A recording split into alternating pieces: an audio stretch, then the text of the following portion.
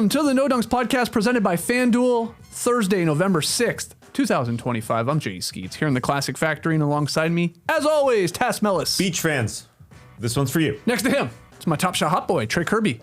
Heyo. Hey-o. And over yonder, making the magic happen, super producer JD. Hello. There he is. Here we are. Audio's coming in crystal clear now for the people on YouTube. Apologies for the false start there. It's all good. It happens. We go live. We got the fucking guts to go live. We got the guts, you got the chocolate. We're going to hit the beach later today, answer a few of your questions, but we had another wedgie last night, so that's great. That's just great news. Wedgie number 8, Kevin Durant in Memphis.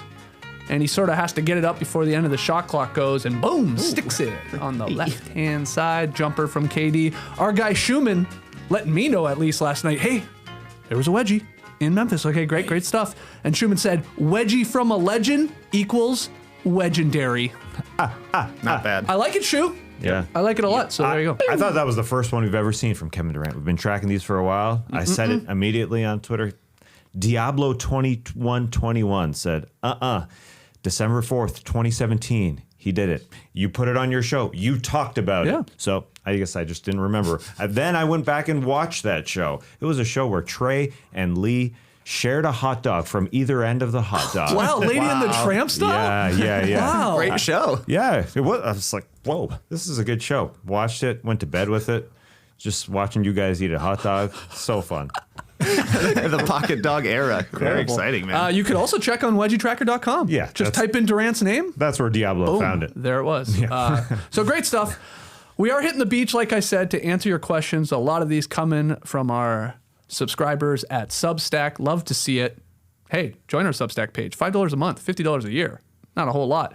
But before that, there were so many games on last night that we need to touch on a few of them, I think, or I want to get your takeaways from some of them.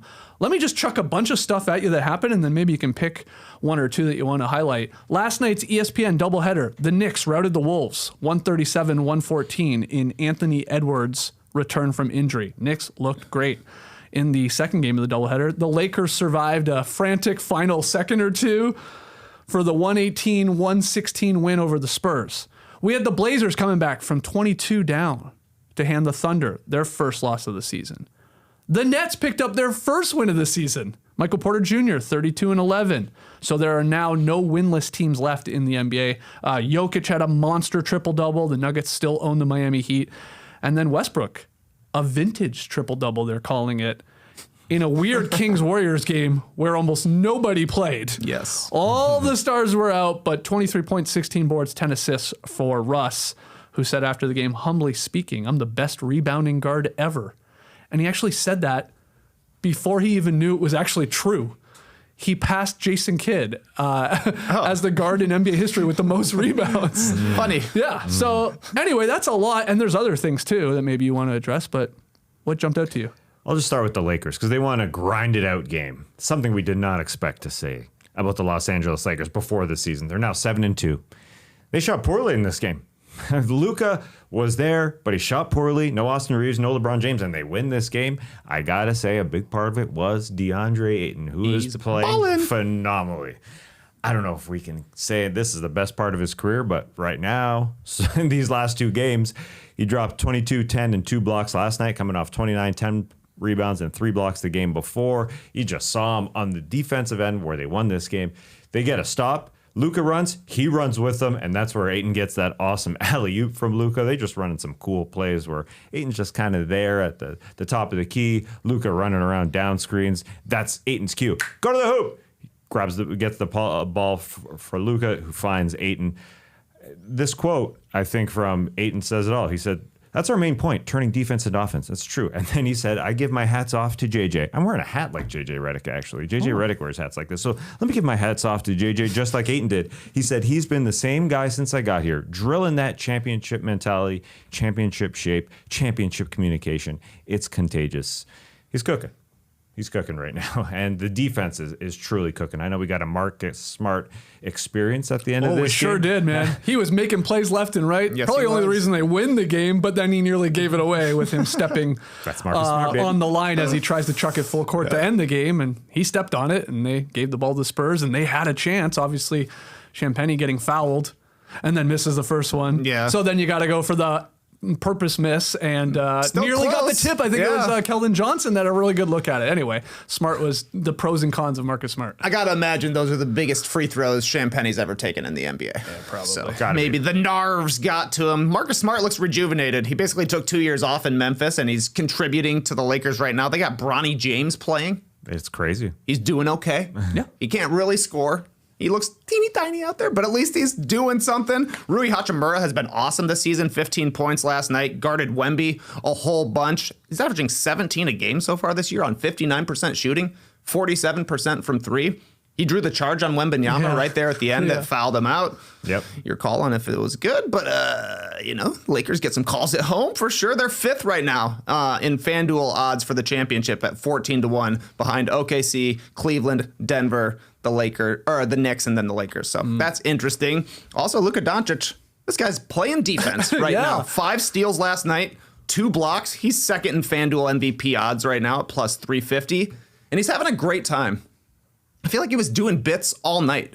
Rui missed an easy basket after a dish from Luka, and Luka's like, ah! And he just starts laughing. Right. Then he hits him with the crazy pass over his head. Rui knocks down the 3. They call a timeout for the Spurs, and Luka comes up to Rui, bows to him like a samurai. Right. I thought that was pretty funny. Got a steal late in the game, made an ogre face. There's a time when he gets subbed out. Austin Reeves offers him his chair. Luka says no thank you, so Austin Reeves sits down, and Luka tried to sit in his lap. That's good. He loves this team. He's having fun. He's having a great time, and he looks really, really good. Tass might be right. He might be the MVP this season. Yeah. He might be, yeah. Yeah, and he might lead the league in scoring as soon as he qualifies. But then for again, it. the Lakers might be doing this weird thing where, hey, LeBron, you just sit all year. We'll get you at the playoffs. And Luka and Austin Reeves could just take turns playing for the regular season. You play a couple, then I'll play a couple. You play a couple because everybody else is sort of contributing and it's working. Like they have an unbelievable record right now, despite all the injuries. Yeah, and Luka will get the credit for it, even though he had a poor shooting night last night. Everything goes through him, and despite shooting 9 of 27, he's had some poor 3-point shooting nights. He's enthused. He's happy. It's definitely emulated throughout the entire locker room, and everybody is working hard. Yeah, we just didn't expect to say this at the beginning of the season, that you'd go down the line here and say, wow, Marcus Smart, you look like a different player. Jake LaRavia, you look freaking awesome. Rui Hachimura, you look great. DeAndre Ayton, you look great. Bronny James is playing crunch time minutes at times. What is going on? But they obviously are playing like a team and playing really well. Any other games you want to touch on? I mean, I got, unfortunately, notes on like every single game from last night. I think we're going 120 minutes today. Here's something I'm monitoring. The Timberwolves are now 27th in the league in defense. They got lit up last night by the Knicks. 21 offensive rebounds for New York, 62 points in the paint, and it was just a parade to the rim. There's you see Deuce McBride getting the ball inbounded on the other side of the court, just sprints down. Nobody gets in front of him. Easy layup, timeout for Minnesota. They're getting destroyed with Rudy Gobert off the court. When Rudy plays, top 5 defense in the league. When he sits, 30th. They can't defend if Rudy Gobert isn't out there, and he wasn't making a difference last night, getting beat on the glass as well. So if the Timberwolves aren't going to be able to play defense, they're not going to do anything this year because their offense isn't good enough to pick up the slack on the other end. Putting a little bit of this on Jaden McDaniels as well. I think he's been pretty poor to start the season. Do you think, and they talked about it on the broadcast, this idea that he's almost, because Ant was out, he was asked to do more offensively and he hasn't focused as much on the defensive end? You buy that at all, that a player could do that? Anthony Edwards should be an all-defensive team kind of player. Mm-hmm. Watch Michael Jordan tape. He said he watched Michael Jordan and Kobe Bryant tape. Those guys made all defense all the time in their career. Has Ant even ever sniffed that? Not really. No, he's not motivated on that end. No. He picks his spots maybe at the end of games when I'm with you for the most part. And he just came back. He had that excuse. But they got killed. They looked terrible. That was a parade to the rim. Yeah, I thought when you're referring, this guy looks good on offense, but not on defense, it's Jaden McDaniels. That's what I was saying. Oh, yeah. That's what they said on the broadcast. Yeah. I think Doris brought it up. Yeah. That's clear. And that Finch was even saying to McDaniels and I guess Rudy Gobert, like, hey, we got to get that defensive identity back. It starts with you guys. You got to lead it. But I agree. I mean, you got to include Anthony Edwards in there. Yeah. And the athlete that he is, for sure. Yeah, weird fourth quarter. to give up 43 points like that to the Knicks. I say weird because that's what this team should be about. This should be about defense. But yeah, it came down to that fourth quarter. And I mean, the third quarter, they started to rip it apart. And then the fourth, I was surprised not to see the Wolves bounce back a little bit. But they're not on the same page. McDaniels is their point of attack defender because they don't have anybody else. And that's not his strength at all. He's better as like a roaming kind of guy. He gets picked off so easily. They were just putting him in screen and roll all night, and that puts a lot of pressure on Gobert to try and defend, and that's why you saw Brunson have a nice night. You saw him setting up OG Anunoby as well. I don't know what they're going to do because they don't have a real guard stopper out there anymore. Yeah, I think the Dante DiVincenzo experiment is not going to last. Him starting a point guard just doesn't make a ton of sense for this team the way they've been the last couple of years. He's awesome off the bench, but they do need a ball stopper. And yeah, it's going to be difficult to find on their roster. I know they're throwing Jalen Clark out there because he's freaking good at it, but he can't run an offense. So yeah, it's a puzzle. I guess they'll try Mike Conley again because he's Mike Conley. Yep. What a mask on DiVincenzo, eh? Yeah. What a look right now after the It's so strapped down in the back. He's got like 1,000 straps back there. Yeah, it feels like there's so much on his nose, too. like extra protection. But he did a number on it for sure. I did like Josh Hart trying on his mask in pregame. Like they got all the Villanova guys back together and they were just being silly. They booped each other. They booped each other, yeah. You know, he had to have been so sad to get traded before last year. Yeah. They were like filming commercials together. They were doing GQ shoots together. They said, go to Minnesota, man. Yeah, and he had like just set the franchise record for threes made, so he was playing well. Now, I guess the one good thing, he got traded to a good team. Yeah. Imagine he got traded to like the Wizards or something like that. That would have really sucked, but got a chance to go to another conference finals. But yeah, still, it's got to be disappointing being away from his bros. Yeah, and that's why he started the season poorly, and he just wasn't right, and he got better as the season went on. But he wasn't a starting guard like they're trying now. It's not a fit right now. The Blazers, like I said, too, coming back from 22 down. They caught fire in the fourth quarter. Some big shot making in this game. And Denny Avdija, man, he is playing on an all-star level right now. 26 points, 10 boards, 9 assists. So he sort of took what he was doing at the end of last season, those last couple months, and that's come right into this season. And Drew Holiday, man, is having an impact on the Blazers. Yep. More clutch free throws. He had a big 3-2. And Portland here is 5-3, TK. That's a quality win. You know, the Thunder had to lose at some point, and they are missing some guys. But still, you beat a really good team. Got the Sega Baba, the second night of a back-to-back with OKC coming up there. But that was a hell of a comeback. If you're OKC, you're calling it a schedule loss, which I think fair enough. But the Blazers have a lot of good wins so far this season. They've beat the Warriors, they've beat the Lakers, they've beat the Nuggets, and they've beat the Thunder. That's probably the top 4 teams in the Western Conference. Throw the Rockets in there. I'm not sure when they actually match up. But you can't count the Blazers out in any game because they're going to play defense. They're one of these teams that does the full court pressure, but they're actually really good at it. They have versatile defenders. They got Klingon inside, able to help clean up things if they do get beat. They were also super hot from 3 last night. 19 threes on the night. I thought they caught fire in the second quarter. Like OKC stretched the lead out to 22. I was like, this is going to be a destruction for the Thunder, but instead they went 8 of 14 from 3, and it felt like all 8 of them came immediately after the Thunder took their big lead. But it's kind of weird. They bring in Drew Holiday. You're thinking, all right, they got a new creator. He's going to be the guy to assume the playmaking duties with Scoot Henderson going out, and that's not what's happening at all. Denny Avdija is the creator. Yeah. He had 9 assists last night. It's Drew Holiday who's scoring. He had 10 points in the fourth, hit a big 3, knocked down some free throws at the end. Denny had 11 in the fourth with 3 assists, and it feels like every one of his assists is I drive into the lane and then throw it back up to the top of the key because they're just like waiting for whoever back there. So a nice win again for Portland. Yeah, Denny. Great to see him in the fourth quarter because he started poorly shooting the ball. He didn't hit a shot in the first half. He's 0 for 7. Third quarter started slow too. Again, it was 1 of 5. So 1 of 12 going into the fourth quarter, and that's when he really took off. And he gets going when they start to pick up the pace. This team is always in a game because even if they're down, they just start running. And they're the 3rd fastest team in the NBA, and that just gets them going. And Denny gets going. They have incredible athletes who other teams don't trust as three-point shooters, and that's why they trust the hey, well, we'll just block the paint and see what you do up there on top. And Denny's a great passer. Denny's a great playmaker, and you can see Denny has evolved just as a playmaker. He's doing it for Israel in the Eurobasket this summer. That's what he does. He is their guy, and he's also able to take the other team's best offensive player defensively. He's just a damn good player right now.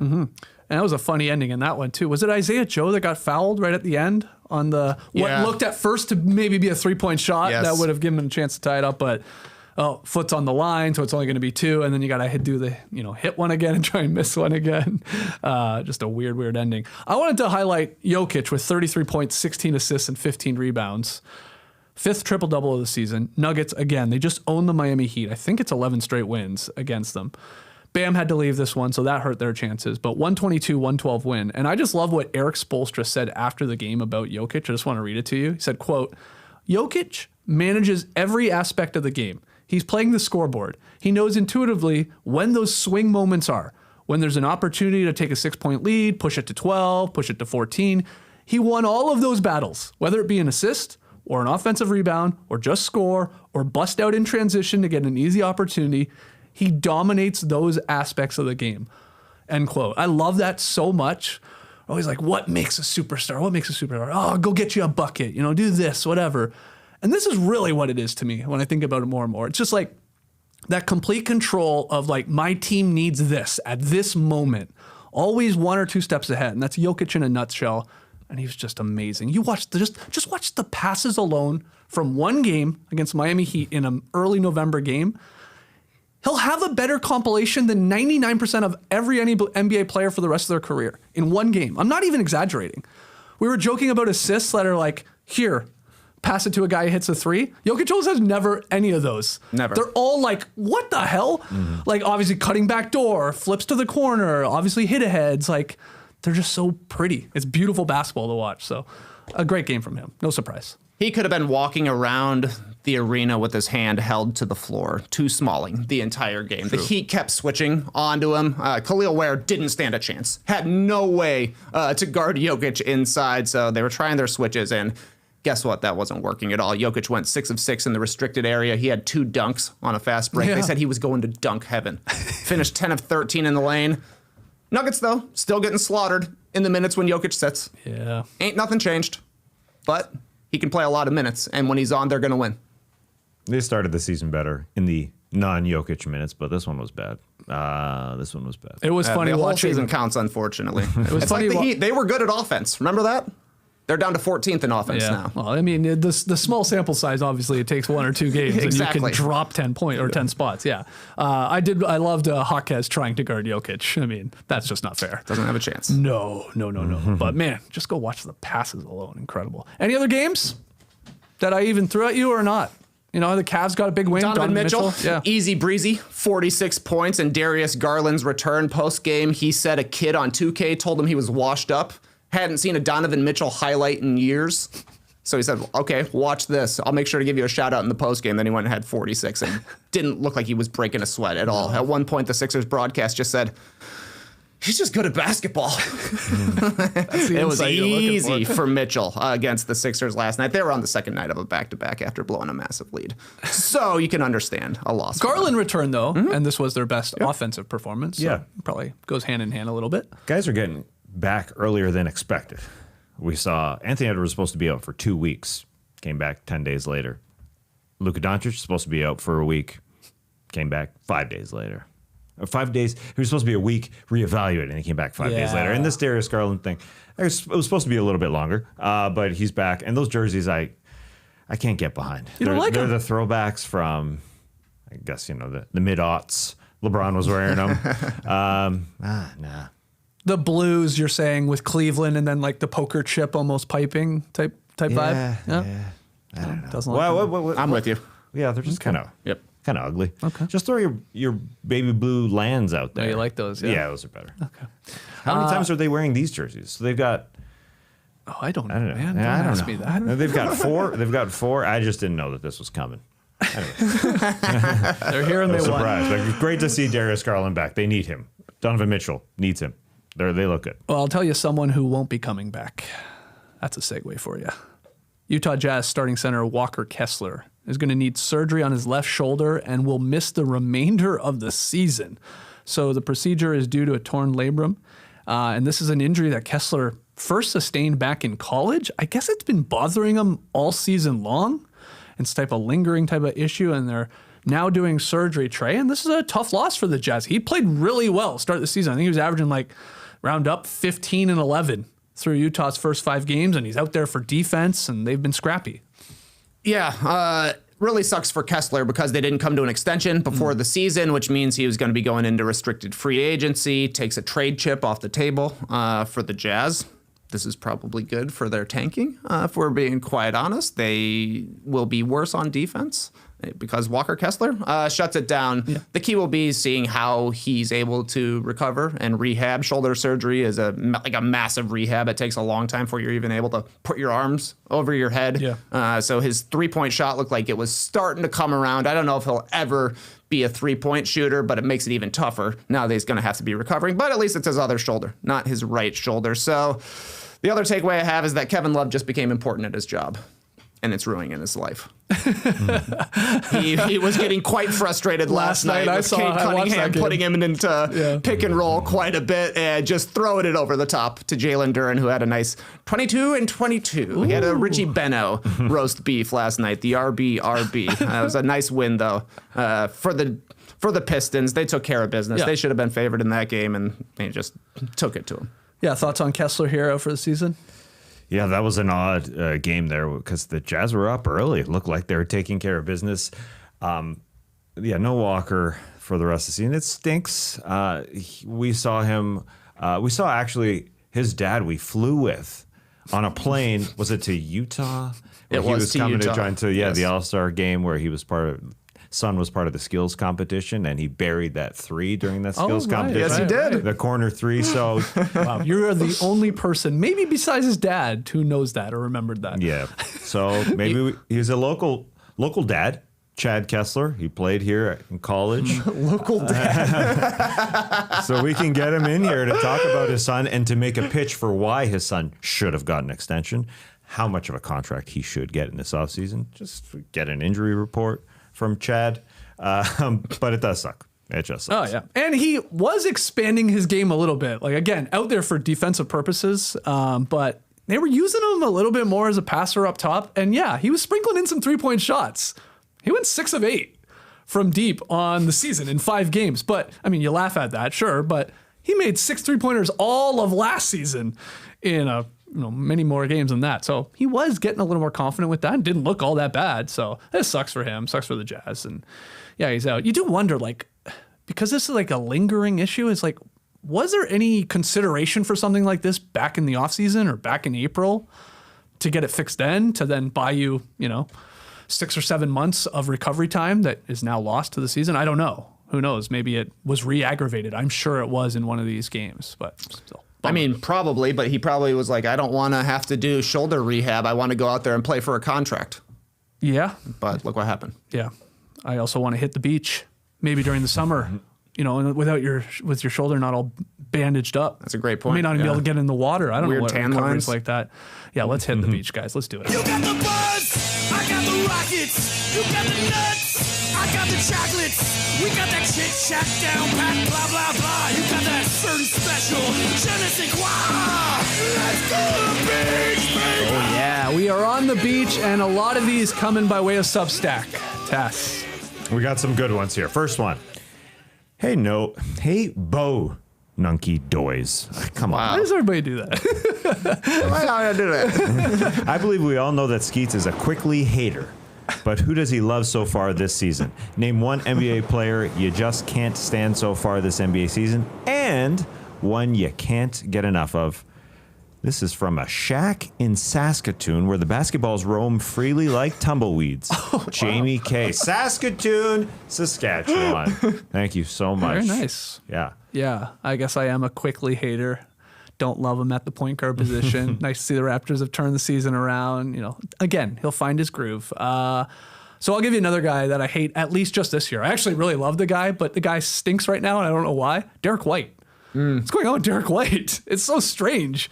He had a decent night last night in a big win over the Wizards. He hit half his shots.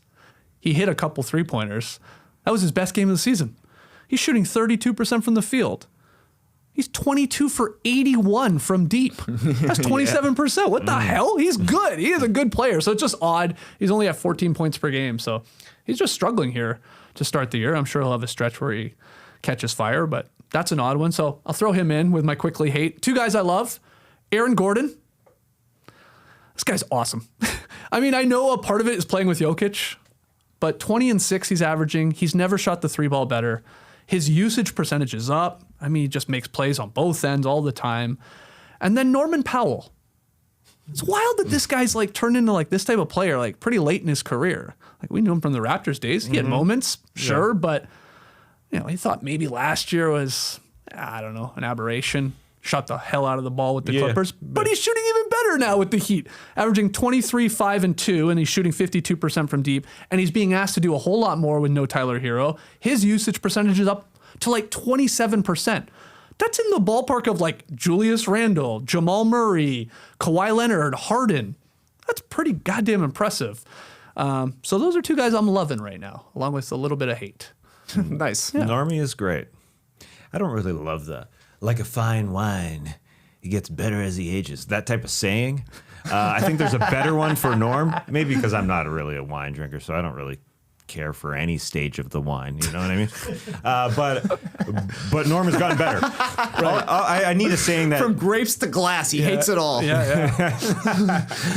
I need a better saying for Norm. I'll find one. It's not going to come right now. Well, you like baseball. I like baseball. So maybe like, like a glove.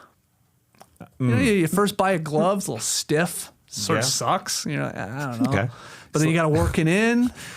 Gets Norm Powell's like a baseball glove. He's like a baseball Works glove. better for you. Better with age, more malleable, Yeah. deeper pocket. You ever walk into a sports department store like a Dick's and you see that oven by the baseball gloves? They have ovens you can just throw it in so it softens up. Oh, really? Yeah.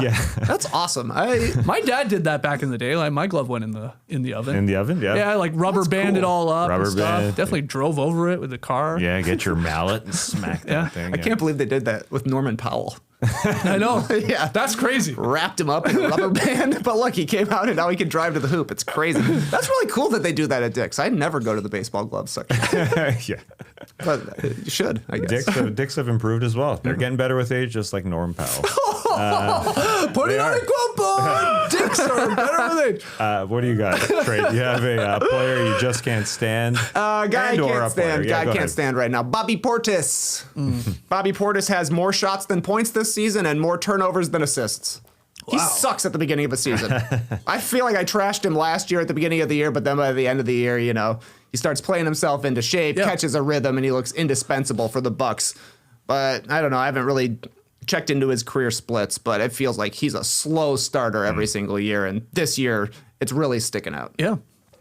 I'll start with the positive side for Jamie in Saskatoon. You could watch this guy from your shack every single time. Amen Thompson is freaking awesome. Yeah, he's good. Just on every level. He's so fun because he goes into an offensive possession. You don't know if you're going to get the good or the bad because, look, he's not shooting the 3-ball all that well. The defensive player will play off of him, and you just don't know what you're going to get. He can drive into the lane. He's so tall. He can see everybody.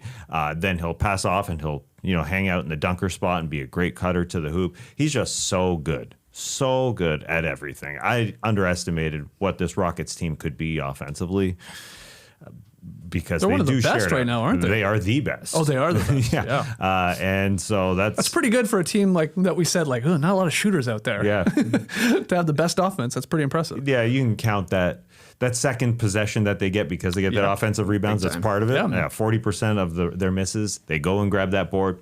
And I like the fact that Ime Udoka is just doing everything with this guy. He knows that Thompson should be guarding the other team's best player, but they've thrown Josh Okogie into the starting lineup to deal with that a little bit more. So Amen can be free on the offensive end. So he's fun to watch. I will say the other side of everything in terms of offensive efficiency is just the Dallas Mavericks in general. They are so bad to watch. They are so bad. And it's not just about Cooper Flag playing the point guard position as he is. They're just horrendous. Sometimes they don't get shots up. They are the worst team in the NBA offensively, and that shouldn't happen. D'Angelo Russell started last night. They threw him in. He was inserted into the starting lineup. Now they lost to the Pelicans, and they were not happy. They look pretty down in the dumps right now. The footage I saw of some of those guys walking back to the locker room. the Mavericks. Like, I mean, you just lost to the Pels, and you're trying to like turn your season around here. They're 2-6 now. Yeah, they lost to the Pels. Sadiq Bey was awesome. That's why Troy Weaver in the Pelicans front office goes and gets everyone who has any sort of Washington, Maryland relations. Yeah, bring him here. He was awesome. But Clay went to the bench last night. Yeah, for D'Angelo Russell, and they look bad.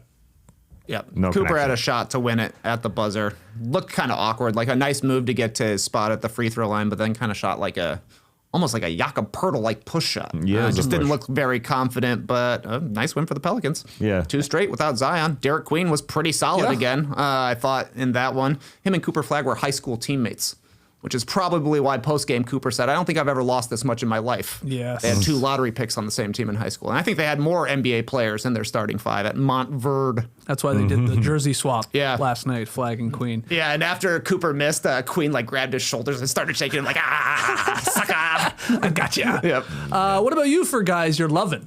Tyrese Maxey, for me. I've been a Maxey fan for a long time, but he's leveled up even more this season. I've talked a lot about how much stronger he looks. He gets downhill all the time, getting a lot more free throws. He's technically first in the league in scoring right now, only because Luka hasn't played the requisite number of games to surpass him. But 33 points per game, knocking down threes at an incredible rate. He wasn't ready to be the number 1 guy last season, and it was just awkward with sometimes Embiid is playing, sometimes he's not. That's still the case, but I think the Sixers knew that coming into this season, unlike last year when they were a little bit unsure. So they said, we're reorienting our team around Tyrese Maxey. We're going to be a fast team most of the time. They do slow down when Embiid is in, but when he's not, it's just Maxey has full license to run the offense. And he's doing a great job. All right, our next question here on the beach. Do you think it'd be better if cup groups were based on divisions? I feel like this would give more meaning to divisions and would create cup rivalries by competing against the same teams every year. I think this would also give it a March Madness-like feeling by needing to win against your division/conference. Respect the cup, writes in Josh D. Let's start with your thoughts. Does Josh have something here? Do you think they should do this? I appreciate you respecting the cup, Josh, but I don't appreciate this constant conversation about this. I'm kind of over it. Okay. This would just mean an additional game against the divisional rivals that you already play 4 times. So this would mean a 5th game against them. Does it really change anything? Do you really think about, whoa, now we're playing every team in our division 5 times? Whoa, this is a big thing. This division rivalry. Couldn't those games that are cup related just count as they do for your regular season? Sure. Just keep it at 4? You know what I mean? Yeah. So what are you saying? What would they schedule? Like, who are you playing in your division? You're saying. I'm saying just like the 4 games you play in your cup games are obviously against the 4 other teams in your division, and that's just one of the 4 times you play them in the regular season. Just that's schedule a cup game. To schedule it that way. You don't have to add a 5th game is what I'm saying here. I guess. Right. I mean, really, we're getting at the core of like, do you like every year the cup divisions being different? Groups, I guess they call them. Yeah. Well, yeah, I guess that's what they're saying. I don't think it really affects anything. I got no problem with it. Okay.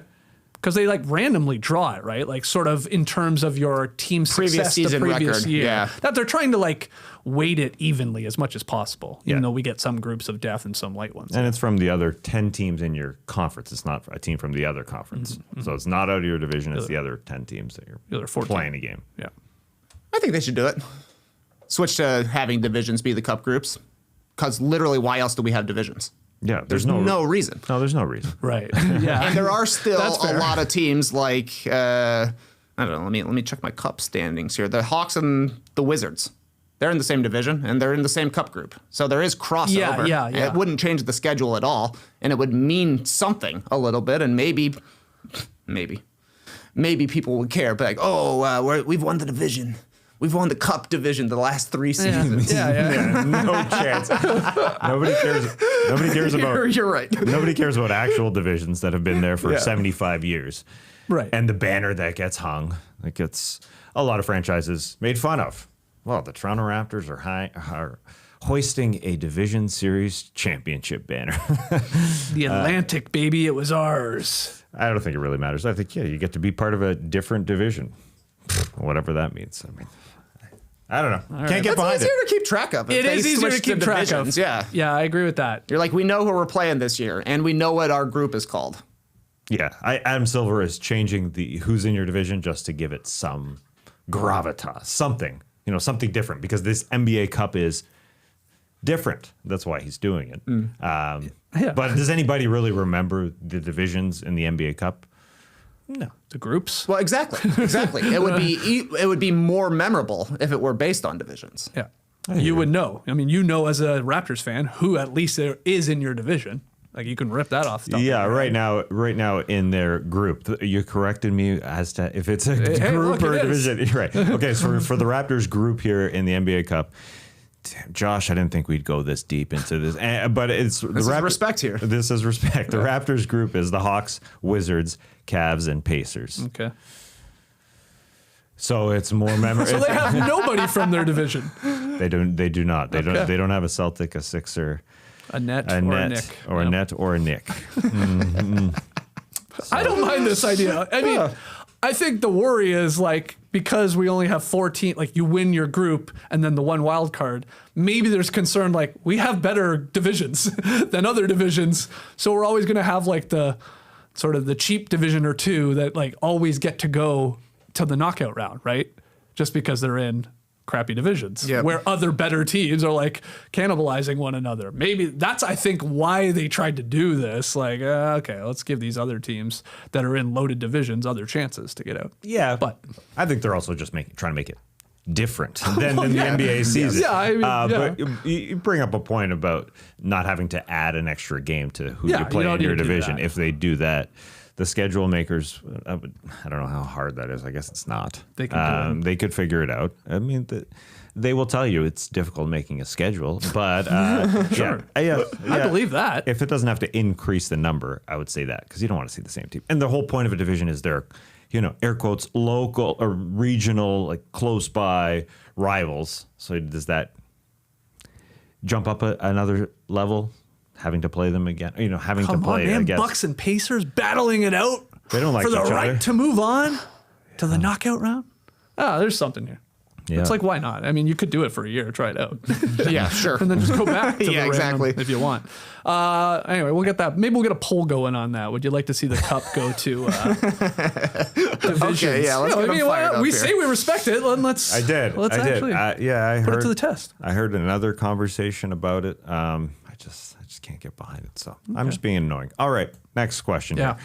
Power rank your overall viewing experience when watching games on each of the below national TV providers. And here they are: Amazon Prime, ESPN/ABC, NBA TV, and NBC/Peacock. Which is the most enjoyable to the least enjoyable? That's from Steve M. Let's rank them, Trey.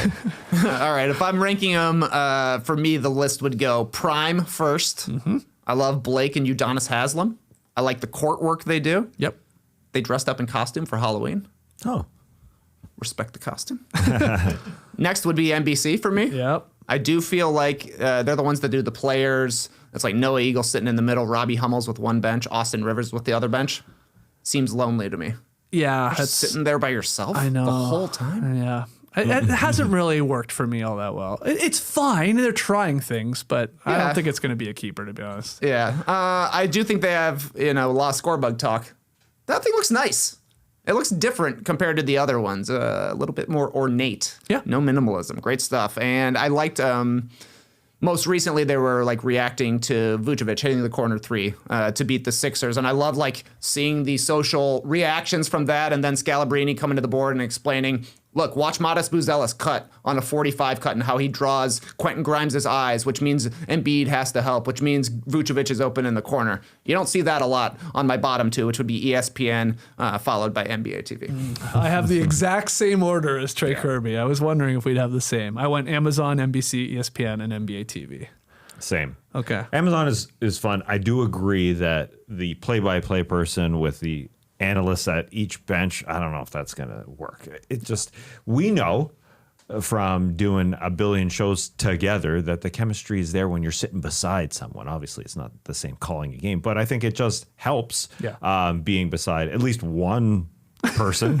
The other person could fly from bench to bench. sort of like a sideline reporter, I guess, but it doesn't really do a lot. But Amazon is far better. I think they've done a great job. The young players who love this freaking game, they join in, and they don't have to be there every single week. Like we saw Nash not be there because I guess he's recording a pod with LeBron, but but he can get filled in by so many guys. You know, it can be a Blake, Dirk, Udonis. We still got a Candace Parker coming, a Dwayne Wade coming. So they're loaded. Rotating cast. Of Yeah, but then they still got great play-by-play legends. Yes. You know, and Ian Eagle and Harland and you know, they got the Grady and then Stan Van beside them and Brent. They've got the best deep roster. And the production is just so fun. As Trey mentioned there, it just looks awesome as far as the studio goes. I have a feeling most people would have them in that order right now through a couple weeks here. Very fresh, you know? Yeah. A new perspective. Good to see. If we were going to rank score bugs, Oh boy. I think we change it. I think I go with you. I think NBC's the winner. Yeah. Yep. Or Nate, as you said, that's a good word for it. Looks awesome. Colorful. NBA TV, unfortunately, is never going to be the No, top. their graphics have been garbage for 20 years. I don't understand it. I never understood it when I was there. We were there. I said it every time. Every year I said, why are we not updating our graphics as a network? It looks like shit. And I thought I was going crazy. But still the same old garbage. Spacing's all off. It looks like a mess. I hate it so much. Well, that's why I really wanted to get that off my chest. That's good. I held that in for like 6 or 7 years. Well, we made our own. We made our own. Graphics. Ours were great. Yeah, we went off the board, and they were mad, but we were like, Yeah. sorry, your graphics don't look good. Oh my God. Well, that's why they're fourth. I mean, they're always going to be a little below the partners with the NBA. Have you watched a game on NBA TV yet this year? Like a full game? Have they even had one? I don't even know. Yeah, that's the part. That's what I was going to ask maybe they you. had one. I think they did one night. But didn't they take? I think they literally took all of them off NBA TV. I'm not sure. But you know, they've got the sort of the new cast of players like Rudy Gay's there. Yeah. John Wall, is he a NBA TV guy? John Wall gave up his show. Their big thing is the association. That's what their show is. They're doing an all right job. I think they're based in LA, where they're doing like a react show to all the games that night or leading into the game. Sort of both. That's fine. I've seen clips going around. Looks good. And they've got some fun personalities. I got to be honest. Like you wouldn't see a David Fizdale has joined that desk to give his opinions on NBA cup courts. Give me the data. He's funny. He's a funny guy. David Fizdale was talking cup courts? Yeah, he's good at it. I didn't know that. Yeah, he's good at it. I will say, like John Wall leaving CJ Toledano. That's unfortunate. CJ Toledano doing his thing with Isaiah Thomas now. Oh, damn. He made this big announcement, like, "Oh, here it comes, a big show." I thought it was going to be with his wife. I was looking forward to that. But anyways, I'm sure it'll be good with Isaiah Thomas too. That's all I got to say. All right. We have more questions to get to on the beach here, but let's take a quick break to hear from our sponsors. Y'all know how busy the NBA season gets. Games all the time, long nights, early mornings on League Pass, barely enough time to eat, let alone train. That's where Peloton comes in, helping me break through the busiest time of the year with the brand new Peloton Cross Training Tread Plus, powered by Peloton IQ. This is Peloton's most elevated piece of equipment yet. We're talking real-time guidance and endless ways to train, whether you're running, you're lifting, you're stretching, or you're working on those abs. Cross-training has been completely reimagined with features that actually help you hit your goals without wasting time. Peloton IQ is like having a coach that knows you personally. It plans your workouts, tracks your progress, corrects your form. This bad boy gives you the kind of feedback that helps get you better, faster. And the swivel screen. Oh my God. The swivel screen. It's never just one thing. You can hop from a 45-minute ride on the Bike Plus to a 5-minute yoga stretch on the mat with one smooth spin. That's the beauty of Peloton. There's always variety, always a coach ready to bring the energy. So let yourself run, lift, flex, push, and go. Let yourself swivel. Do that. Explore the new Peloton Cross Training Tread Plus at onepeloton.com. It's NBA tip-off weeks, not week. Let me correct that copy for you. And FanDuel is your home for live betting. So even if you miss the start of the game or want to ride the hot hand, FanDuel has live bets on everything from who will score next to fourth quarter comebacks. Plus, You can even combine your live bets into a same-game parlay for a shot at a bigger payout. However you want to play, now is the perfect time to join because FanDuel is giving new customers $300 in bonus bets if your first $5 bet wins. That's a lot. Play your game with FanDuel, official sports betting partner of the NBA. All right, back to the beach. Hello to everybody on YouTube. Hit the like button, subscribe. Podcast listeners, 5-star ratings and reviews. I see the poll here that you got going, TK. Respect the cup? ? Yep. Divisions or groups? What are the people saying? People are saying groups. Groups, okay. Saying groups. All right. I don't want to remember the Central Division. I want to remember East Group C. Fair enough. Which will be different fair enough. next season. 54% for the groups. I'm voting divisions on this one. I want to see it. I want to see it in action. All right, our next question here. Now, this is a long one, but this is a good one, all right? So stick with me here. This is from Real Deal Neil. Hey. Jumping off Skeet's prediction that Ja Morant will immediately bounce back once he's traded, I see a lot of similarities with how Vince Carter's Toronto tenure played out, and I wonder what you think of the comparison. Both had bright early years with the franchise and were very popular among fans for highlight dunks. The franchise star became labeled a malcontent, fairly or not, said, shout out to no dunks, so the no dunking of it all, and stopped driving to the basket, and then got traded for probably multiple Williamses and not much else. Vince Carter famously traded for 2 guys named Williams. Eric and Aaron. Yeah, those are his I think we're in names. the mix. Vince immediately bounced back in New Jersey and put up some of the best years there, still with little playoff success. But I'd argue his reputation took a long time to recover from tanking his way out of Toronto. How do you see Ja Morant's career playing out in terms of his image? Sorry for the long question, but would love more of your thoughts from the OGs who saw it all play out with Vince Carter in Toronto. Great stuff here. Yeah, it's fun. From Neil. I mean, I think there is something here. I saw people before we went live in the stream team making the same comparison, young Ja Morant to young Vince Carter in Toronto and how all that went down. But what do you think?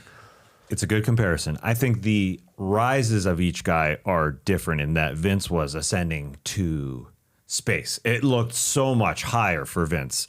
Started rookie of the year. Second year was a playoff loss to the Knicks. Then the third year, he was going head to head with Allen Iverson. They're dropping 50s in the second round, Game 7. And then that star exploded. That was his last playoff game with the Toronto Raptors. Wow. That's it. And so he won series. So it looked like he was being anointed. While Ja Morant, it's a little bit different. He's actually played in more playoff series with the Memphis Grizzlies than Vince Carter did with the Toronto Raptors. It's strange. But why they didn't work is a little different too. So the off-court issues for Ja Morant, Vince never had those. Vince had... Unless you count him going to graduation. I say that jokingly, but that was How dare you walk? a hot topic back in the day. He got on that private plane and he went. And he came back and he lost in Game 7 to the Sixers. Vince had some injuries, like Ja does, but Ja wants to play more, and he's getting into it with Thomas Isalo because of the rotations, because of how short his little runs are on the floor. Thomas Isalo's looking beyond the NBA and thinking, we want these short spurts, 3-4 minutes. And Ja Morant says, come on, man, I'm old school. I want to play 8, 9, 10 minutes. And so there's that. That's, it is a little different. I'm just pointing little holes in the Real Deal Neil comparison, but I get it. Now, the package that's coming back, that'll be interesting because it wasn't just Aaron Williams and Eric Williams. They traded for Alonzo Mourning, who didn't want to come to Toronto. Whoops. He said, nah, not coming. And they had to deal Alonzo Mourning. Then he goes to Miami and go back to Miami and helps win a championship. So that's cool for Worked him. out for him. But yeah, it was the Williamses, Aaron and Eric, Alonzo, and 2 first-round picks. What will the Grizzlies get? Will they get even 3 players plus 2 first-round picks? Doesn't sound like it. It doesn't sound like it right now. So it's a similar package. So listen, Real Deal Neil, I think it's cool. It's cool. And I do say the ascension of Vince and how everybody was trying to think this is the next Michael Jordan, because he is a different player than Ja Morant, obviously, is just a little different than Ja. But Ja was considered potentially the next face of this league. Yes. So there is that. Yeah. There is that sort of likeness too. So I hear what you're saying, Real Deal Neil. And the main similarity with the 2 guys being franchise cornerstones, maybe the face of the league, obviously the highlight dunks, all that, is how it all went down when it soured. And it was this idea, because we were there, it was like Vince sort of gave up, sort of started pouting, sort of started pointing the finger at everybody else. And everyone's like, man, you're the franchise guy. It's like, it's maybe not a good look. You sort of want to be the guy when things are going okay, but as soon as you hit a little rough patch, suddenly it's like, you're always injured and he's not going to dunk and all that. Those are sort of similar to how it's going right now with Ja Morant in the last couple weeks, I would say, with Memphis. That is the same to me. Big time. The effort that Ja is giving is very similar to the effort Vince was giving at the end of his Raptors tenure, and the no dunking thing is just kind of eerily similar in the way it went down. I don't know if you guys saw Rockets Grizzlies last night, but Ja was not going in the lane. Part of that is because the Rockets are a huge team, for sure. They're a good defense. They take away the rim, but he's not playing like himself, and part of it does seem to be the rotations that Isolo's going with. That's not an NBA rotation. I kind of understand where Ja's coming with there. I heard Tim Bontemps also comp this situation to Derrick Rose's, the end of his career in Chicago.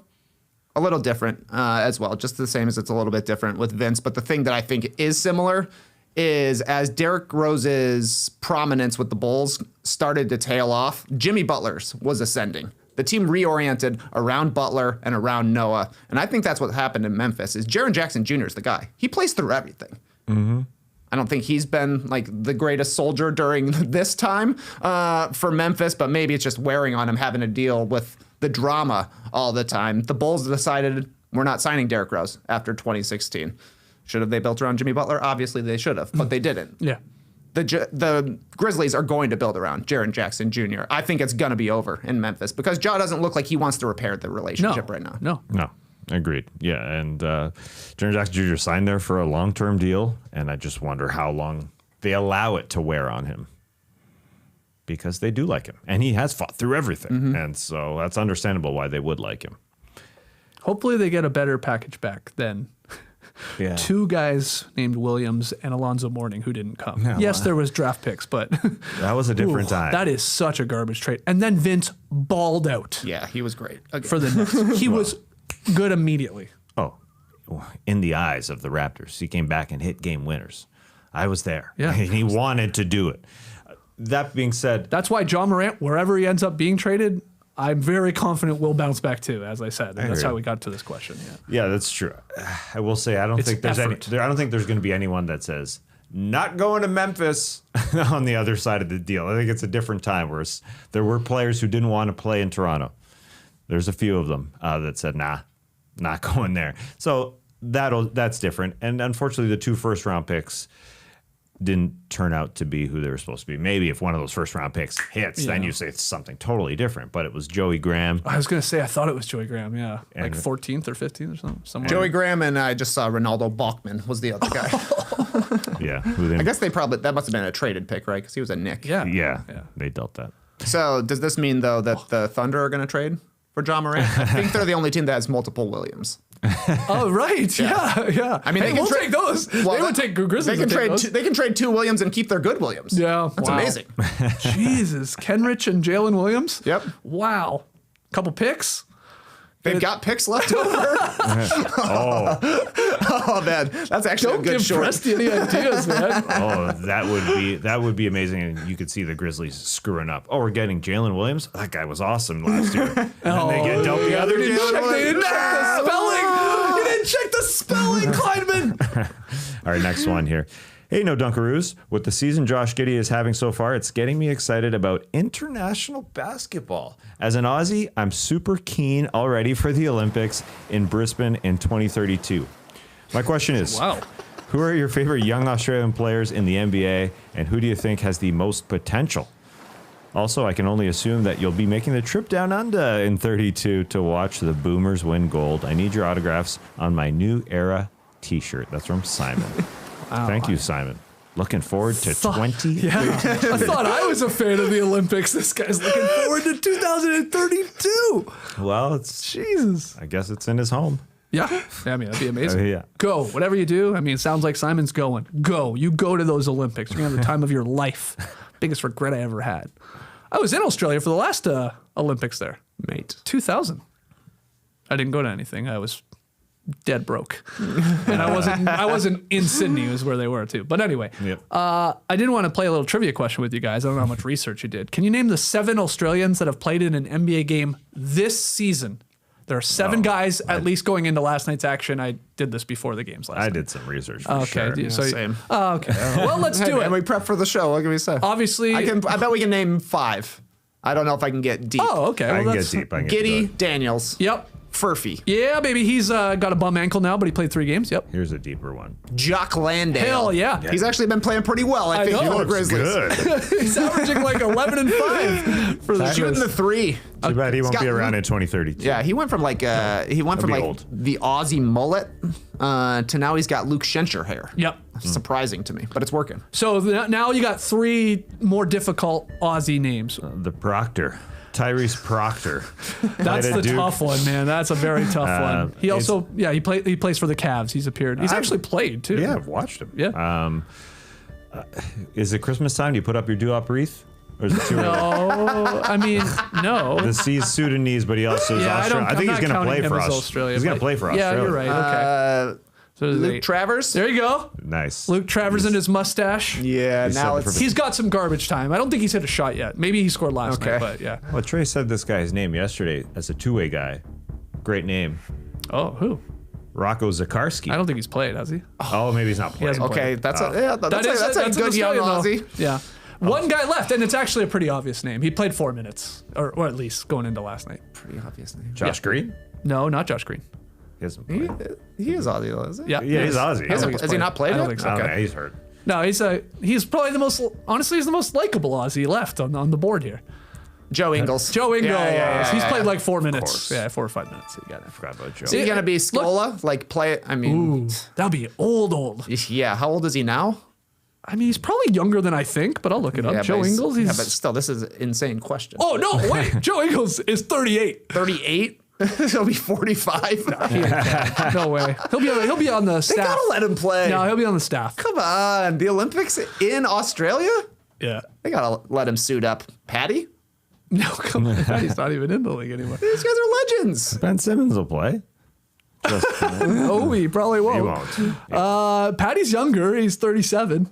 So Hey, I wouldn't shy away from letting Patty take a big shot in a knockout game. oh hell no. Dash Daniels. Tash. There we go. Yeah, the He'll younger be ones are good. 24, actually a young guy. Yeah. Because even the young guys in Australians right now, Gideon Daniels, they're going to be 30 when this happens. There's a full-on Olympics before this takes Yeah, place. that's right. They'll be in their prime though for this. That's right. Do you have a favorite young Australian player? I guess. I mean, Oh, you're a Josh Giddey, guy. of course. Yeah. Always been a big fan.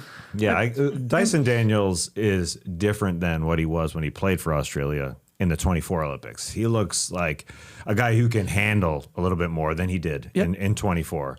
Secondary playmaker, because Josh got to give it up at some time. I know Josh wants to have the ball in his hands, but in that particular Olympics, Dyson didn't look like he was ready to do that, but now he does. He's always got his head up.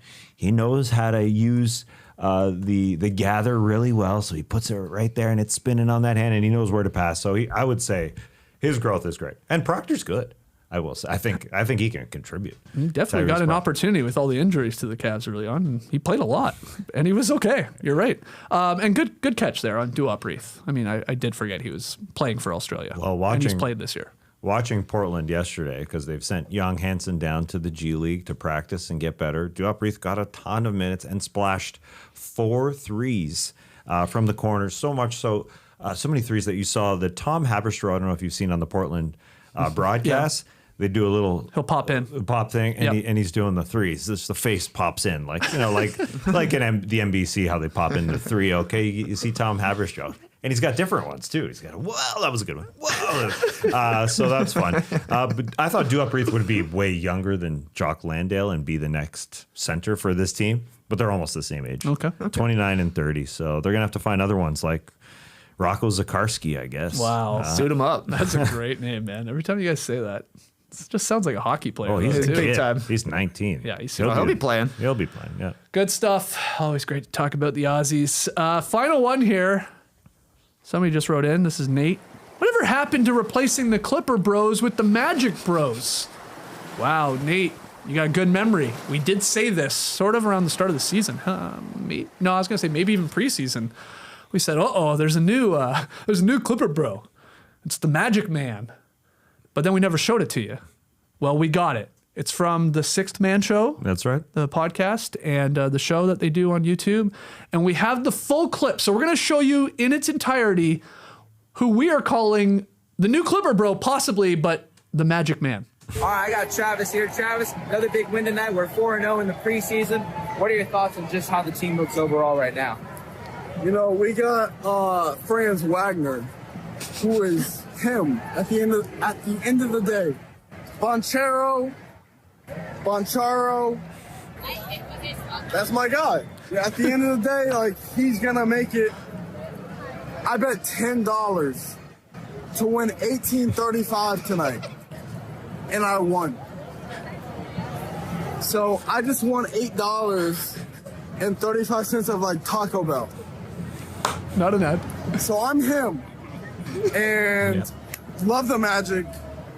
Shout out my guy, Josh, my homie. He brought me out here. I was like, okay, let's go. Let's run it. Yeah. It was like third quarter, I bet $10. Imagine the feeling of winning $8.35. Yeah. And you'll realize it. God bless America. Trust the ESPN projections. We're winning. All right. And let's go Magic. Go Magic. Go Jesus. Amen. Okay. So maybe a new Clipper bro, because there's some gold in there. Yeah. From the Magic Man. Well, it's the Taco Bell part. It's the bet / Taco Bell part. He basically says, all right, I'm done with your question about the basketball part. Franz, Boncharo, and let's get to the good stuff, because I won $8.35. Imagine being able to win $8.35. Franz Wagner and Paolo Boncharo. So good. Yeah, that's the Sixth Man Show. Okay. That was funny. Yes. I forget who's tipped us off to that clip. Somebody did DM us on Instagram and was like, you got to take a look at this. We might have a new Clipper bro in our hand. Because there's some similarities, right? Yes. That infectious sort of energy. Just the way they sort of talk, too. There's the cadence almost. Yeah. It's very. So he won $8.35. And he's so excited about that. My question is how much he spent on the alcohol that, Oh, yeah. that he consumed. Both him and Clipper bro are toasty for sure. Yeah. Shout out to the Sixth Man Show for sending us that. Oh, it's so good. The good stuff there from Jonathan and Kevin, who host. Because when the guy says, my man Josh, I thought he was pointing at the host. Who is he pointing at? The guy who came over at the end. Oh, the guy Who was hiding the whole time. that was I'm with awesome. you. I thought at first he was talking about the host, but he's pointing right by him. Yeah, exactly. Yeah. He's like, So that's my man Josh who got me here, got me on the bet. And then the guy comes in. Talks about the ESPN projections and had the Trust the Magic ESPN winning projections. the championship. Did Trust they the not? projections. Yeah. Oh, okay. Yeah, there's the I'm him.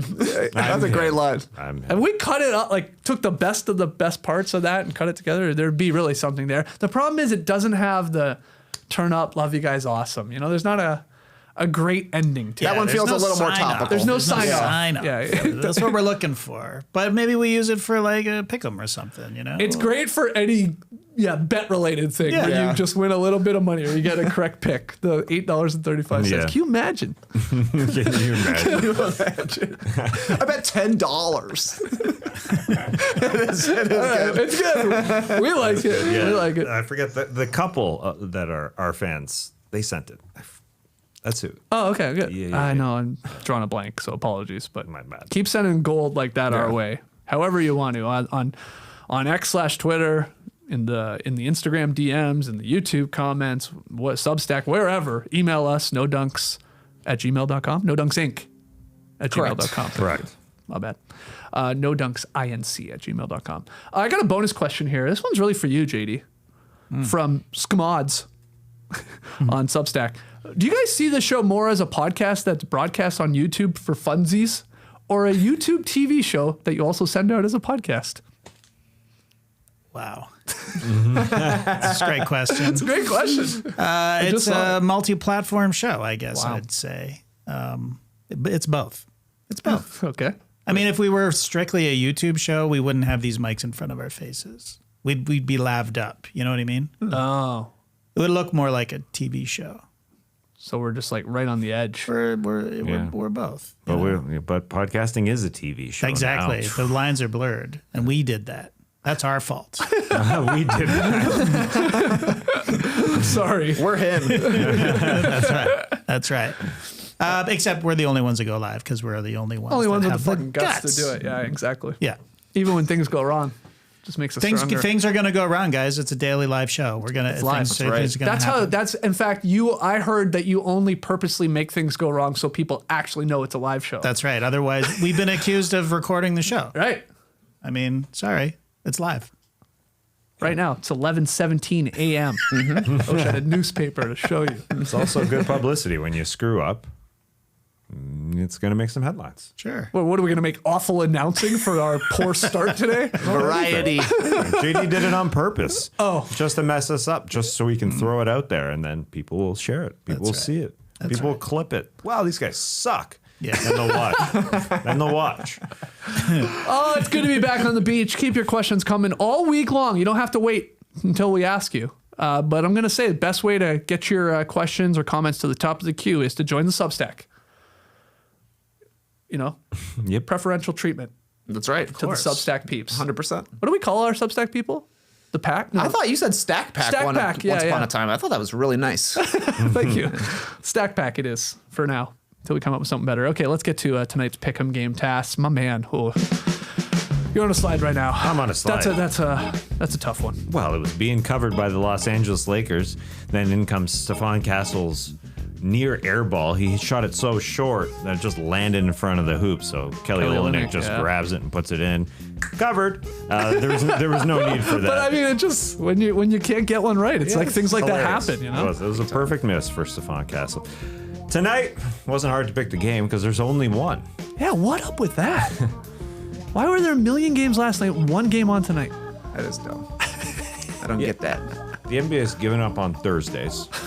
Well, that's fine. They said the TNT thing, that's gone. NFL, take it. Take Thursdays. That's what I went immediately. I checked the game on the NFL. They do have one. Yeah, but no, I thought it was going to be like Cowboys, Eagles, teams with massive fan bases. Broncos, Raiders. Give us an East Coast game. Yeah, exactly. Yeah, tonight. All we want are like 2 or 3 games max. That's all we're looking for. Yeah, tonight. One. Tonight we're going to Arizona. No East Coasting. Okay. Phoenix is hosting the Clippers. They're a 2.5-point favorite. Clippers have lost 2 in a row, so I think that's part of the reason Skeets you picked it. Myself too. I'm there. Yes, a little bit. Now, I don't think Kawhi Leonard is playing. No. I don't think James Harden that is sucks. playing. Oh, that sucks. No, I mean, maybe. You think that. Yeah, I know.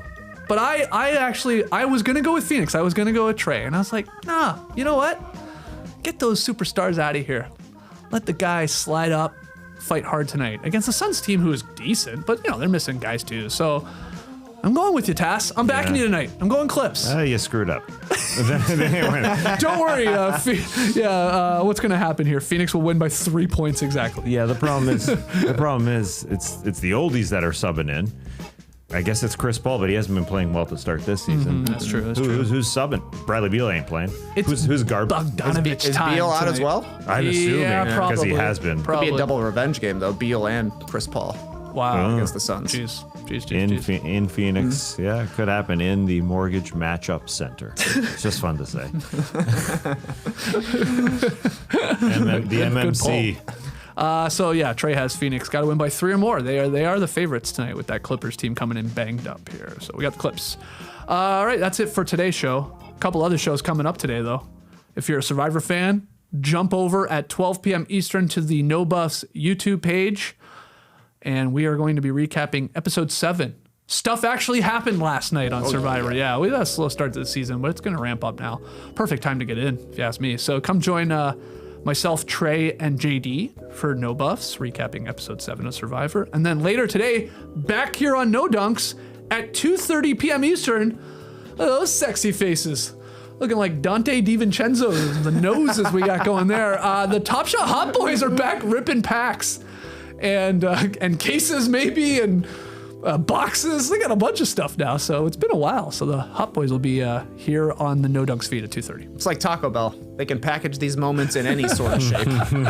I can't wait. Hope I get a Noah Asenge. Oh, wait a second. He doesn't have a moment yet. No, he doesn't. No. No, you checked. Hasn't played. He Wow. literally hasn't played. Yeah. Oh, right. Yeah. That's a I problem. guess that's what happens when you're 18 years old. Tough to get in. Yeah, unless you're Cooper Flag. You're not old. You're young, handsome. Mm-hmm. He doesn't have any. He doesn't have any moments either. I imagine. I mean, he's played. He's played at least. Yeah, he might. He's got a basket. They may have minted one. We'll have to check. We'll find out today on the Top Shot Hot Boys. That's at 2:30 p.m. Eastern, but No Buffs coming up in about 40 minutes. In fact, 39 minutes, because this is live, everybody. Hit the like button, subscribe, and we'll see you guys tomorrow morning for the Drop Podcast at 10 a.m. Eastern. Until then, gotta stick with the classic. Clipper Bros. You heard it here first. Have a great time. Turn up. Love you guys. Awesome. Thanks for joining us, and remember, we'll see you tomorrow. The ones who aren't surviving or top shotting, where we'll be doing worst of the week. So get in your suggestions for that. Nominees. Whoever it is out You got there. a batch cooking right now? They're cooking. Yeah. It's a slow burn. Like it's a Crock-pot. Crock-pot of worst of the week nominees. Crock pot. Yeah, it's a slow meat cook. Like a 12-hour roast, BBQ. Maybe 24. 24 because we go live. Yeah, put it in now. 23. Yeah. 23. Yeah, that's Yeah. right. 22 and a half. We go live. We'll see you then. Embrace the day, people.